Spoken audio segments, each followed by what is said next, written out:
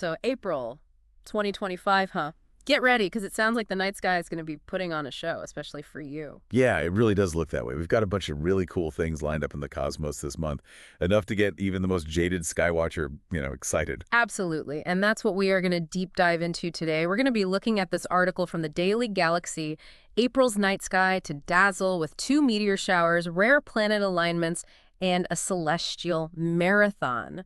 And spoiler alert, it's going to be awesome. We are talking 2 meteor showers, planets and the moon aligning, and this thing called the Messier marathon, which honestly kind of sounds intense, but we're going to break it all down for you. And by the end of this, you'll be like a total night sky expert. Ready for it. That definitely sounds fun. Okay, so first up, meteor showers. Yeah. April 20th to 26th. Mark your calendars because that's when the Lyrids and the Eta Aquarids will be happening at the same time. Overlapping, yeah. Yeah, overlapping, which, like the article says, is a rare chance to see fireballs from 2 comets in 1 week.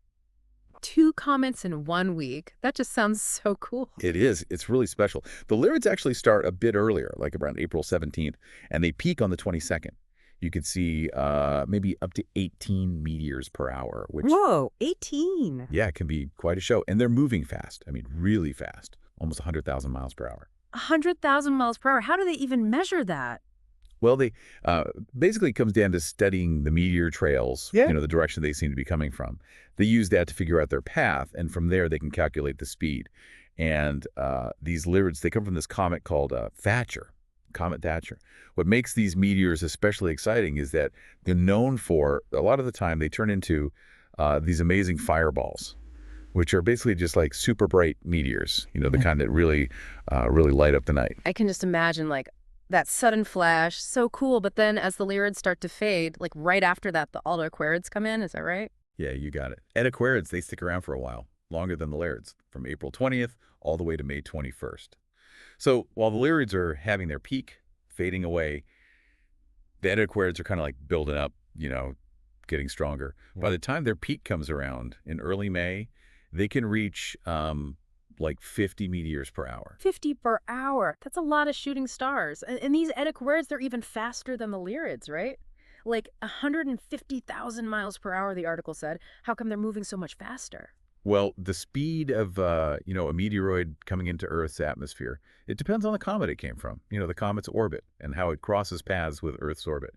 And the Eta Aquarids, they come from, well, it's pretty cool, actually. They come from Halley's Comet. No way. That's amazing. Yeah, so every time you see an Eta Aquarid, you're seeing a little piece of, comet that people have been watching for, like, centuries. It's like a little piece of history zipping across the sky. So cool. And the article mentions something about, like, these meteors can leave these glowing trails that last for seconds or even minutes. Oh, yeah. Those are called persistent trains. Yeah. Basically, what happens is the meteoroid, it burns up right in the atmosphere. That's what we see as a meteor.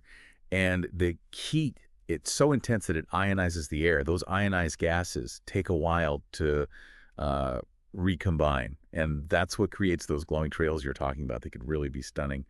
And let me see, Jackie Faraday, an astrophysicist at the American Museum of Natural History, she's quoted in the article saying, if you like seeing fireballs, then you've got a good chance with this overlap.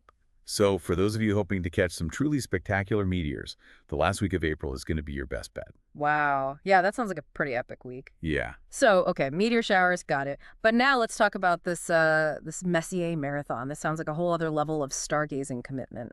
Oh, yeah. It definitely is. It's kind of a challenge for the hardcore astronomy fans. Basically, they try to see all 110 objects in the Messier catalog in one night. In one night. All 110. Okay, wait, back up a second.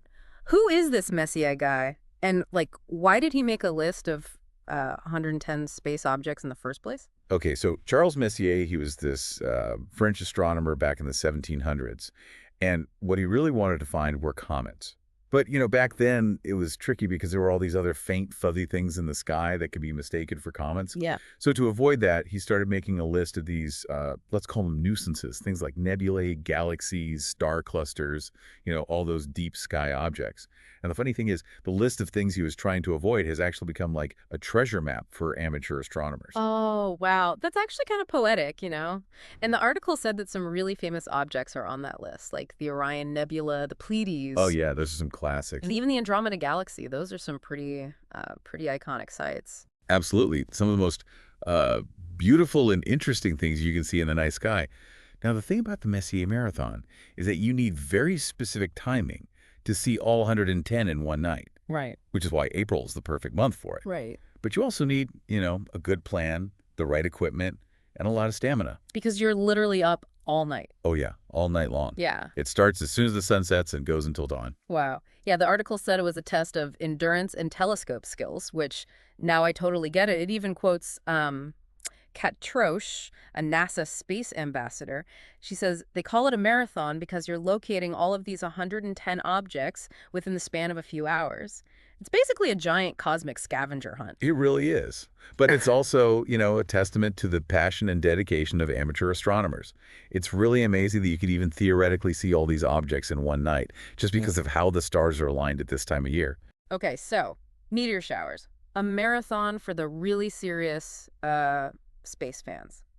But what about those of us who, just want to step outside and see something cool without having to, pull an all-nighter or anything? What about us? Well, for you, and especially for our listeners in the Northern Hemisphere, April brings some really beautiful planet-moon pairings. You won't even need a telescope. You can see it all with the naked eye. Okay, I like the sound of that. So what are we looking for and when? All right, so first up, April 1st. The Pleiades star cluster will be hanging out right next to the moon. Oh, cool. Yeah, the Pleiades, that little cluster of stars that looks kind of like a tiny dipper. Right. That'll be pretty. What else? Then, just the next day, April 2nd, the moon is going to be lined up with Jupiter. Jupiter. Now, that's one you can't miss, right? You got it. Jupiter's the biggest planet in our solar system, so it's super bright in the night sky. Seeing it right next to the moon, that's going to be pretty hard to miss. Okay, that's one for the calendar. What about, I think the article mentioned Mars, too. You're right. Around April 5th, and then again from the 10th to the 12th, the moon and Mars will be appearing close together. And there's an extra treat here, too, because the twin stars Castor and Pollux in the constellation Gemini, they'll be right there in the mix, too. Oh, wow, that's a lot going on. Yeah, it'll be quite a sight. And actually, Jackie Faraday, the astrophysicist we mentioned before, she's quoted in the article saying about this alignment, they're going to form a line, and it is going to look really Definitely pretty. food for thought. And she even says it'll be really clear, even against Orion's belt. And Orion is pretty bright, so that's saying something. So no telescope needed for any of this. Nope. Just step outside, look up, and enjoy the show. So to recap, we've got the Lyrids and the Eta Aquarids meteor showers happening from April 20th to 26th. Maybe you'll even see a fireball or two, who knows? And then for the super dedicated skywatchers out there, there's the Messier Marathon all through April, where you try to find 110 deep sky objects in just one night.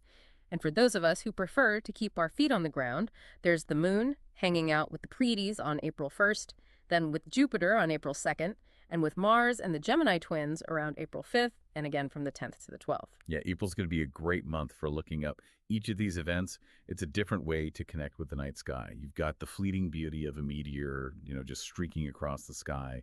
Then there's the challenge of finding a faraway galaxy. And then, the simple beauty of planets lining up with the moon. Exactly. And, as you're out there looking up at this incredible April sky, here's something to think about. When you see a meteor, remember that you're seeing a little piece of a comet that's been traveling through our solar system for, who knows how long, billions of years maybe. And when you see a distant galaxy, think about people like Charles Messier carefully charting those faint glows, hundreds of years ago. And when you see the moon and Mars, just remember that light from Mars, it traveled all this way across millions of miles just to reach your eyes. It's pretty mind-blowing when you think about it. So get out there, look up, and enjoy the show. Who knows what amazing things Definitely you food for thought. It really is. And that's our deep dive for today. Thanks for listening. Thanks, everyone.